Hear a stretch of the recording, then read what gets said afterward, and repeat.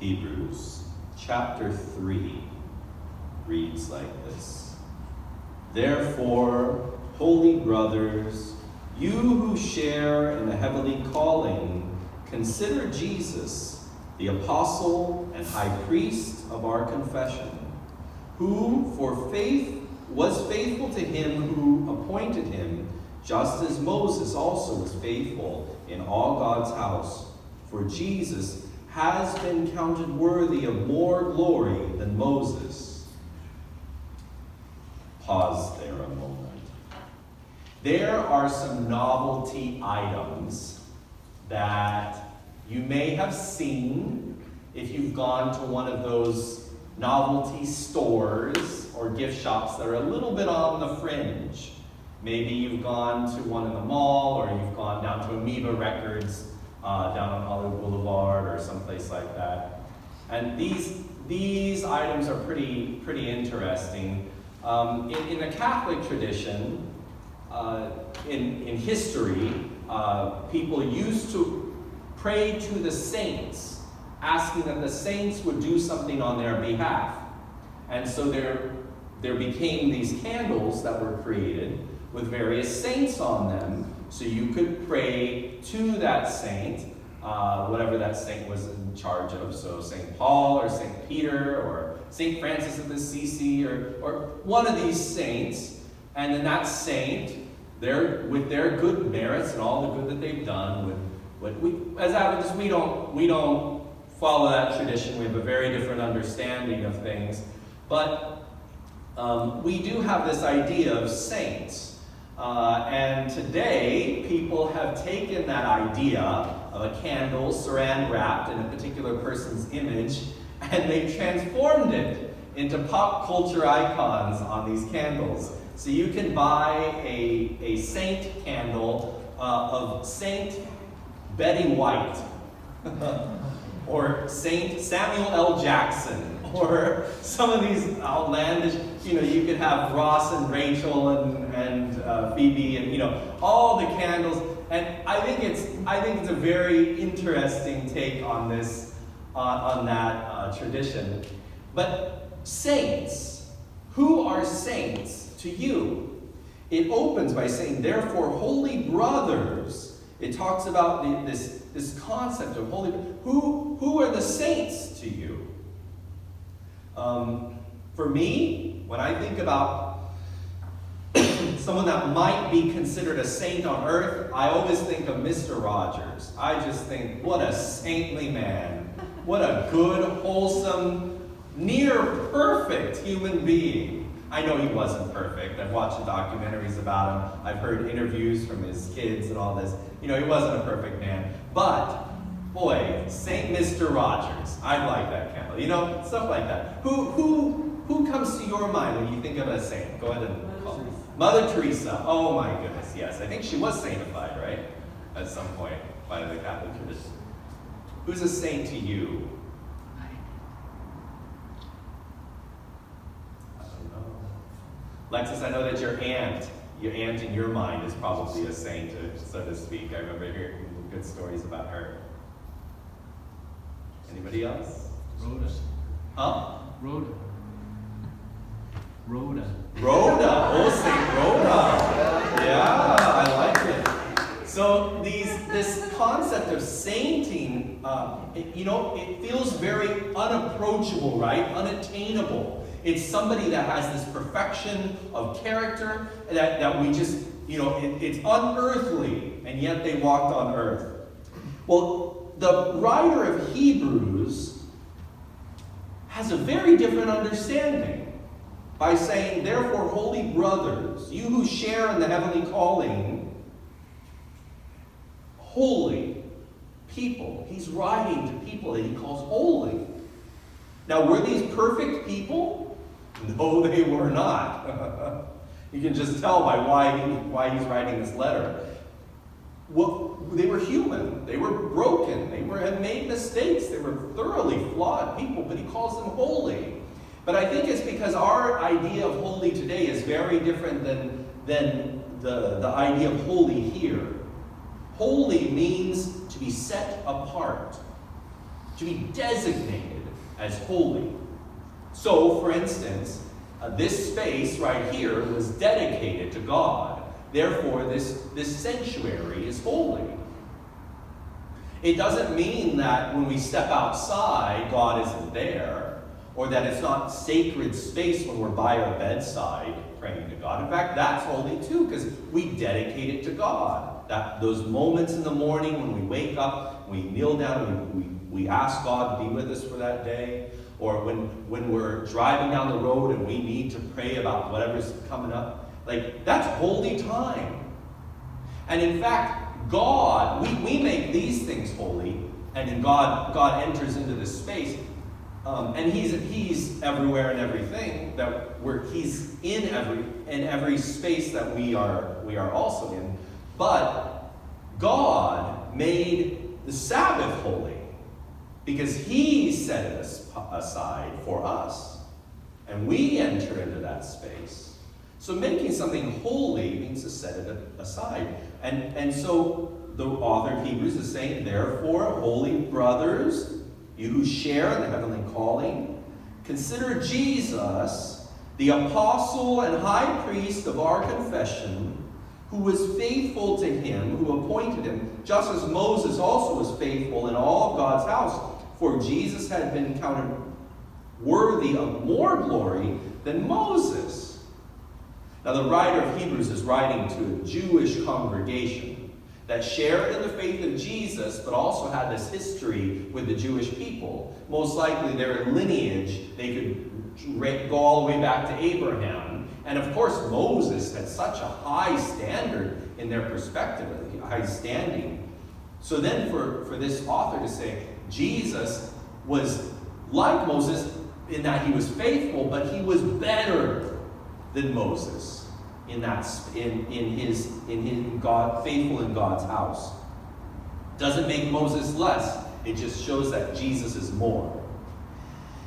And these saints that we look at back then, that he was writing to then, and the saints that we experience here, that in our lives, the people that we consider saints, or us here in this space, we are holy. We are saints. We are holy brothers and sisters, but we're not perfect. But we are dedicated. We are dedicated to this calling. We are set apart by this calling that within what God has set aside. Moses and our saints were faithful, but we're flawed. We're faithful, but we're flawed. We make horrendous mistakes. When we think back to the story of Moses, we think, well, he was faithful, but I can remember some stories about Moses. Didn't he? Wasn't he? Didn't he? And all these different points in his story, when we think he was faithful, but he was flawed. But through obedience and faithfulness, these people of old and these people of present, they glimpse for us Jesus. And in his perfection, we have a certain confidence. Now, the author of Hebrews, if you read it or will read it, we see that he points out, he addresses the people as holy. He then talks about Moses, who they had a personal identity connection to and reverence for. And then he says to Jesus, who is better than even Moses and his faithfulness, but then he contrasts them with the children of Israel. The children of Israel who had been disobedient from the beginning all the way through until their end. That they had been taken out of slavery. They'd experienced being rescued from slavery, had gone through the Red Sea to be freed, had come out on the other side, had been given water miraculously, had been given manna miraculously, and ate on that and drank from that rock that followed them. I still don't understand that. As they experienced those 40 years in the wilderness. And even after experiencing all of that, in their first little honeymoon with God, and then all the way for the next 40 years, time after time after time, they faced a new challenge, and all faith and hope in God was gone. Oh, I'm hungry. Oh, why would you bring us out here in the wilderness to die? It would have been better if we had been in Egypt. Oh, I'm thirsty. Oh, why did you bring us out here to die? It would have been better if we had been back in Egypt. Oh, there's enemies. Oh, no, why didn't we just die in Egypt? And it just kept going and going and going, over and over and over. They were disobedient. God said to do something, and they said no. And it's interesting what obedience means. Obedience, of course, obedience, disobedience, faithfulness, rebellion, these things, they partner themselves all in action, right? Or in action as a resistance.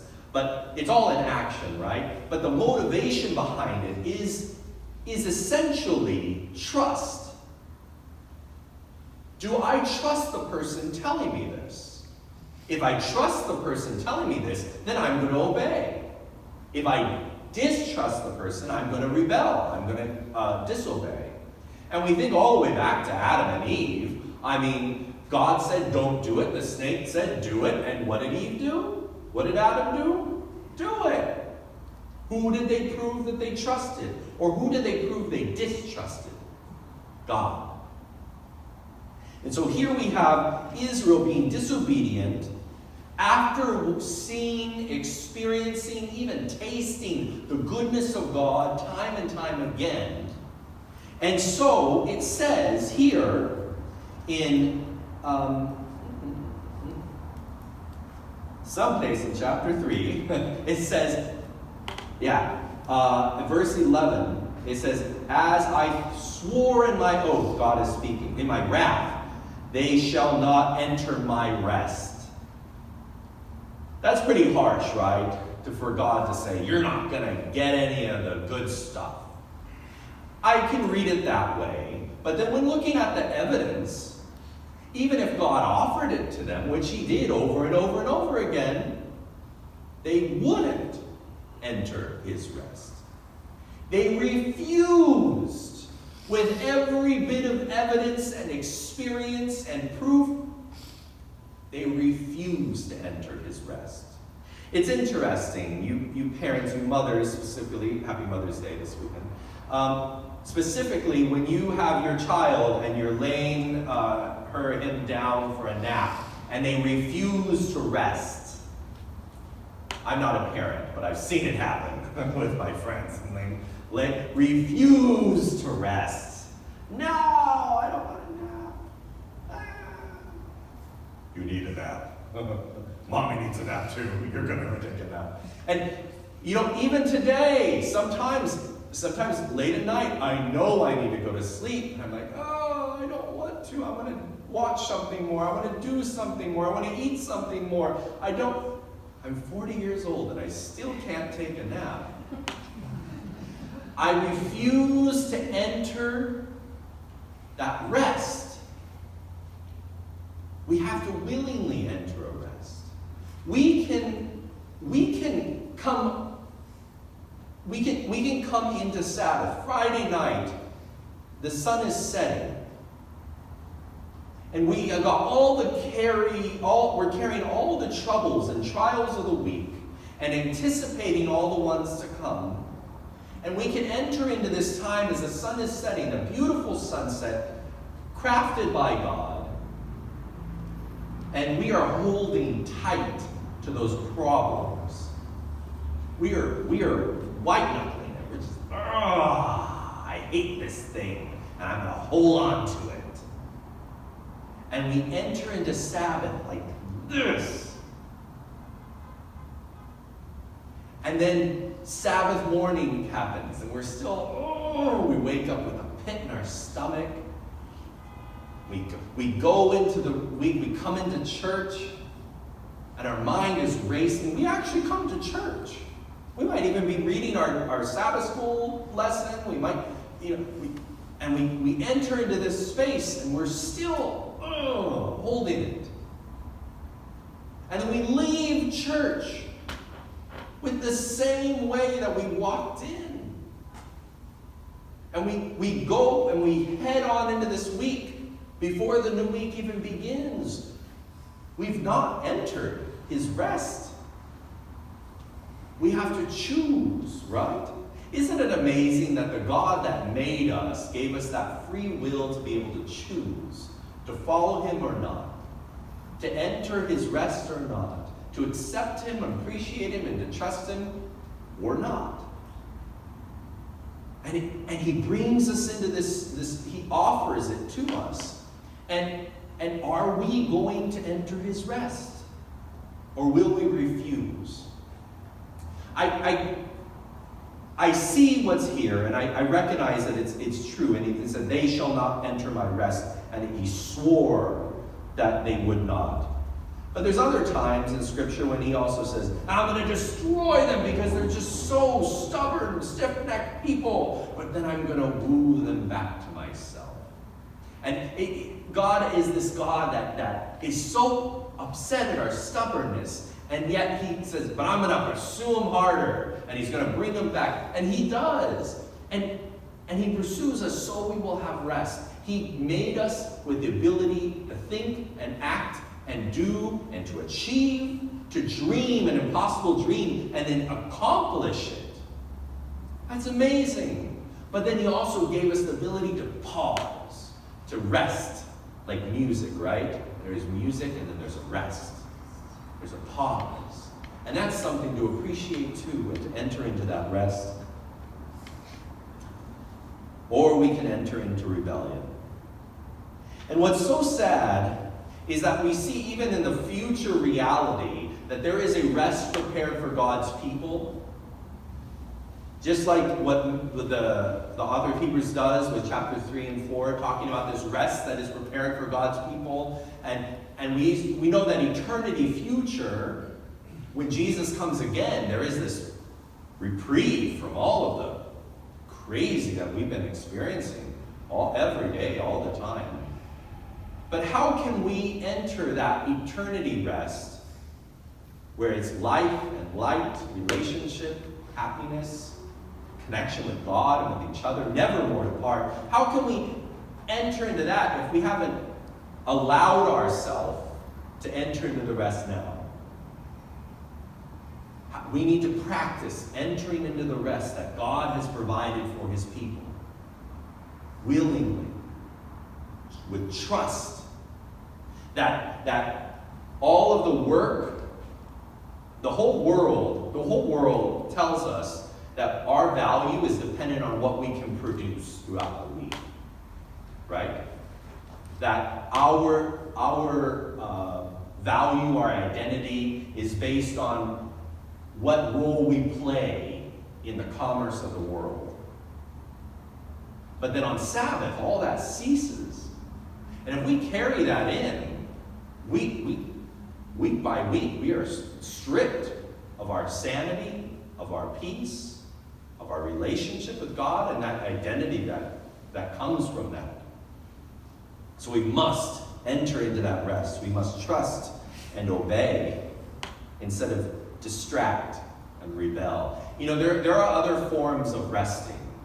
I'm sorry. There's other forms. Yeah, there's a type of rest. There's a type of rest that says, boy, this was a really hard day at work, so I'm going to numb the pain I'm experiencing through anything, right?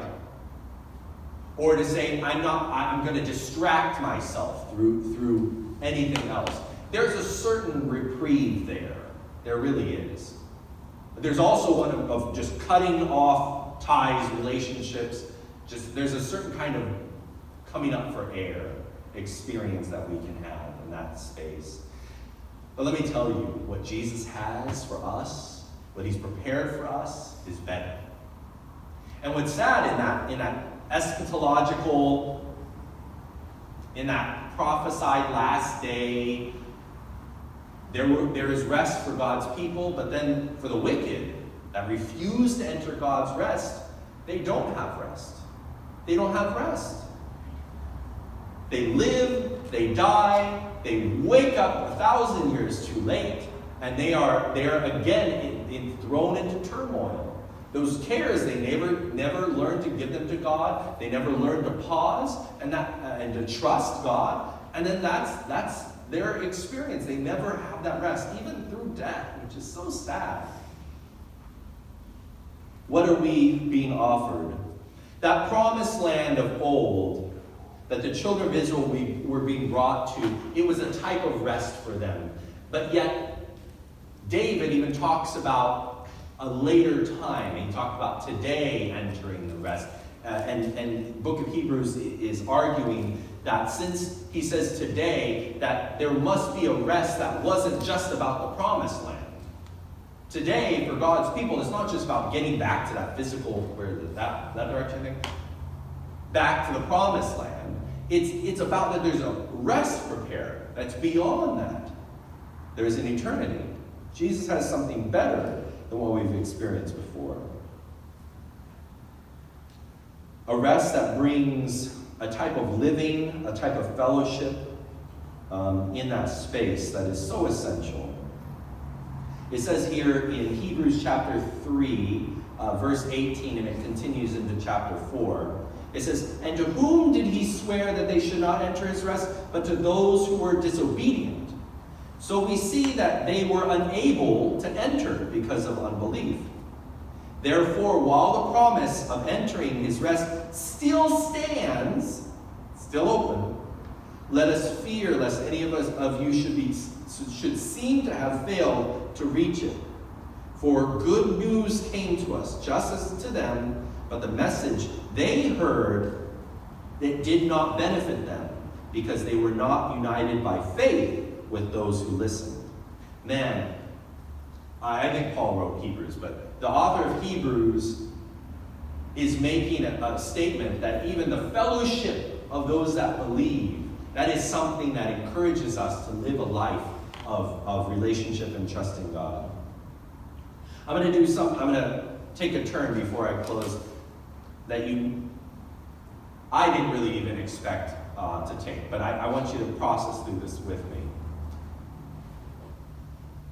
The time of Moses, and even in these chapters, it moves on to Joshua.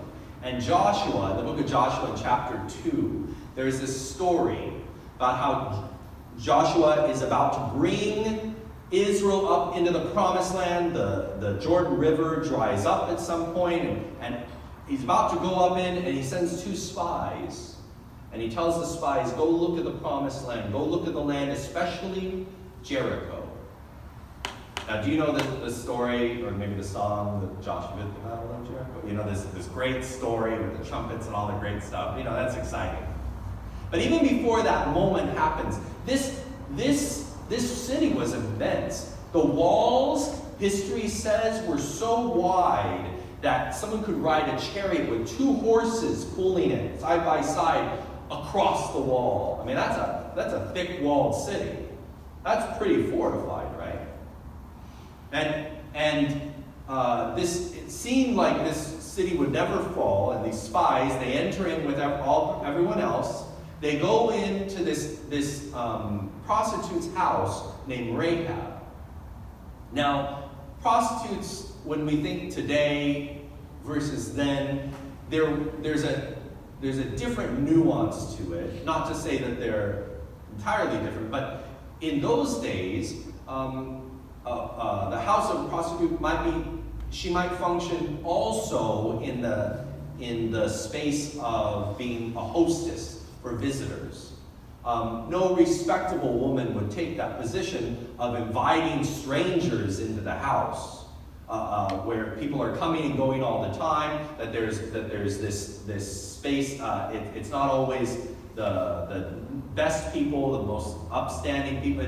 But just everyone is welcome into this space. And so she functioned also as a hostess, and a center of information, and a place that someone could rest and get a meal, that kind of space.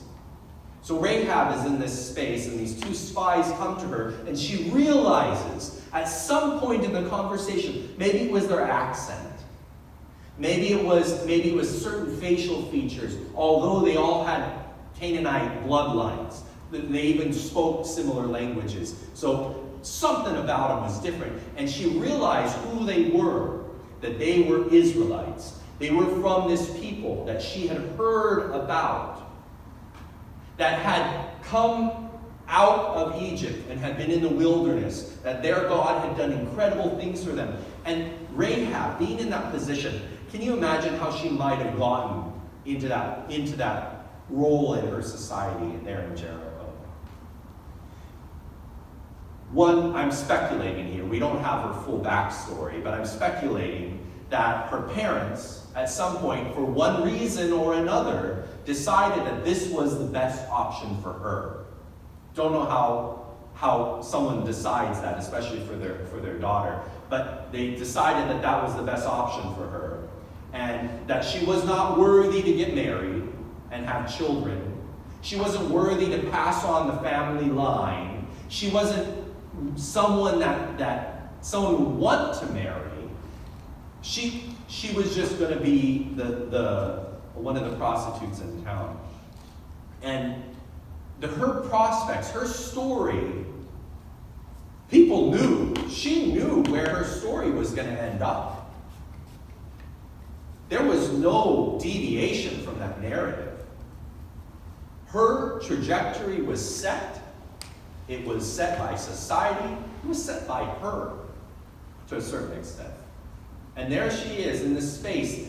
And these two people that represent this God, the closest thing she's ever experienced to this God that she's heard about, enter into her house. And she hides them. And when the people that are pursuing them come, she says, oh, they came in here, but then they left. Hurry, quick, go, maybe you'll catch them.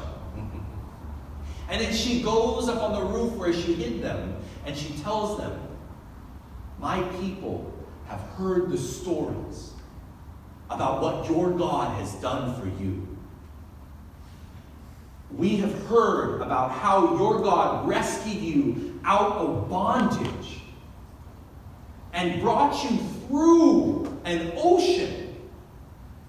How he fed you in the desert.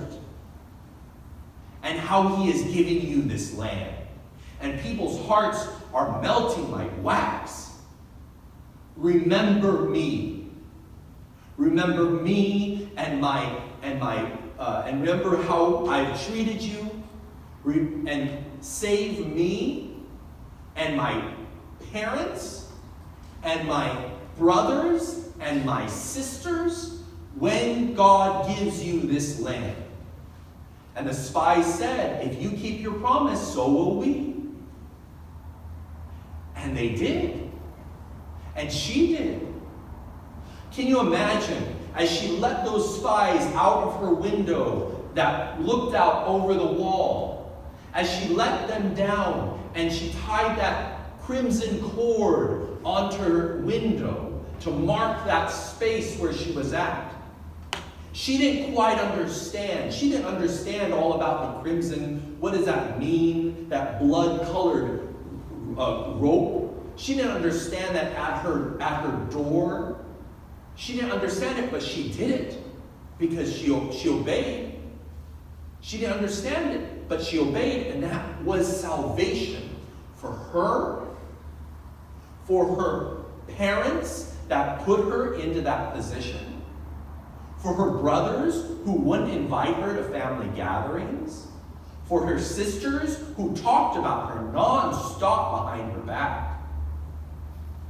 It was salvation for all of them, to where that trajectory for Rahab and that trajectory for her whole family, should that war have gone completely the way that it was going to, it changed. It turned. To where in Joshua chapter 6, he says, and Rahab and her father and mother and brothers and sisters are still with us to this day. as he writes this story about what had happened.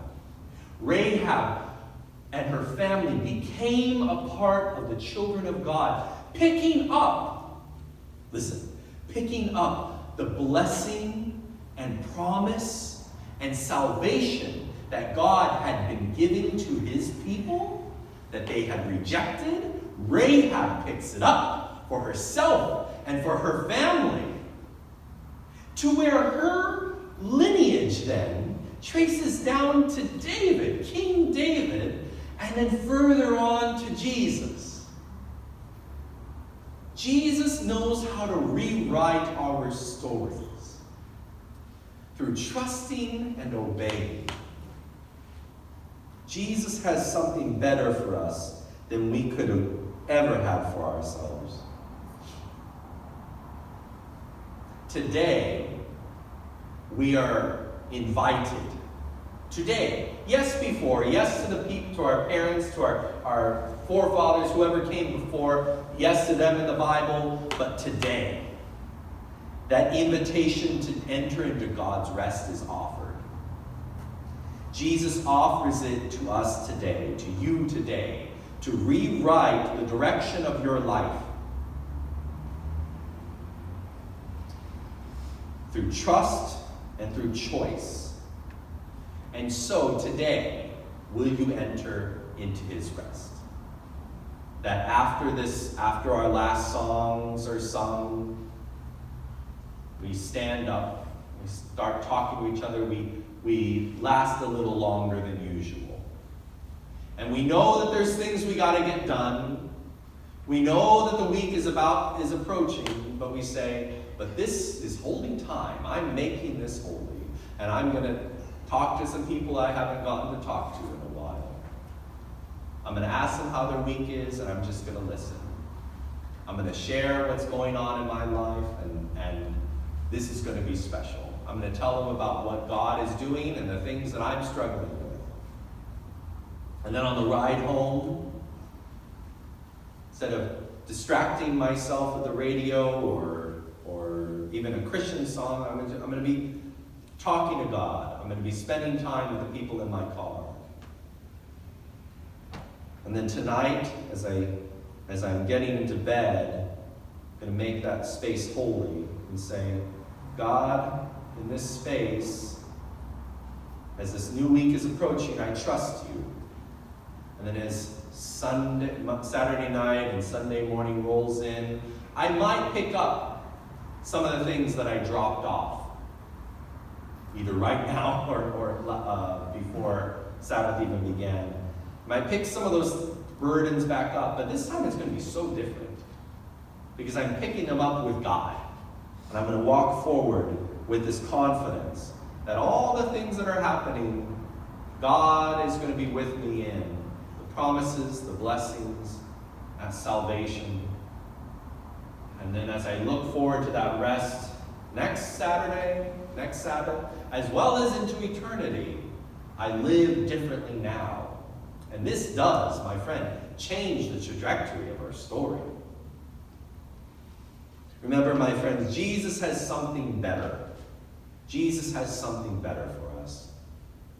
Trust Jesus. Obey Jesus. And 3, stay close to Jesus. Stay close to Jesus. Let's pray together. Our Father in heaven, we thank you for the gift that you've given to us of yourself.